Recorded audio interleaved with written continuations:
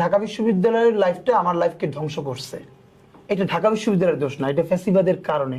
কিভাবে ধরেন আমারে নিয়ে আমার ঢাকা মেডিকেলের ফ্রেন্ড, বুয়েটের ফ্রেন্ডরা সবাই নিজেদের ব্যাপারেও এত হতাশ হয় না আমার কারণে। তারা যে পরিমাণ ডিসঅ্যাপয়েন্টেড ছিল, কারণ ওরা জানতো যে আমার কি হওয়ার কথা। ধরেন ইন্টার পর্যন্ত আমি ঢাকায় পড়ি নাই, কিন্তু ইন্টারের আগে আমি অন্তত জাতীয় পর্যায়ে বরিশাল থেকে এসে 5 বার ফার্স্ট হয়েছি জাতীয় বিতর্কে, কবিতায়, বক্তৃতায়। তাহলে আমি ঢাকা বিশ্ববিদ্যালয়ে পড়ার পরে আমি আরো গ্রো করবার কথা না? বিশ্ববিদ্যালয়ে ভর্তি হলাম, দ্বিতীয় দিন ক্লাস, পলিটিক্যাল সায়েন্সে তখন সেকশন ভাগ হয় নাই, প্রায় 300 ছেলে মেয়ে আমরা একসাথে।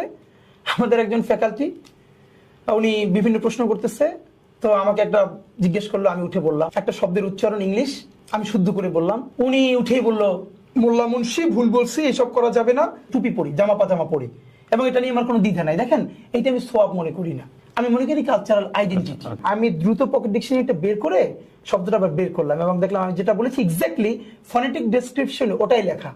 তখন আমি দাঁড়িয়ে বললাম, এক্সকিউজ মি স্যার, মানে উনি আমাকে খুবই বাজেভাবে ট্রিট করেছিল, তো আমি লজ্জায় আমি ওনাকে দেখালাম। এরপরে সে ভয়াবহভাবে শুধু খেপলো না, আমার মাদ্রাসা থেকে এটা মাদ্রাসা বানাই ফেলছে, মুন্সি মৌলভী, আমি কেন এটা আবার ডিকশনারি খুলে দেখালাম, আমার এত বড় স্পর্ধা।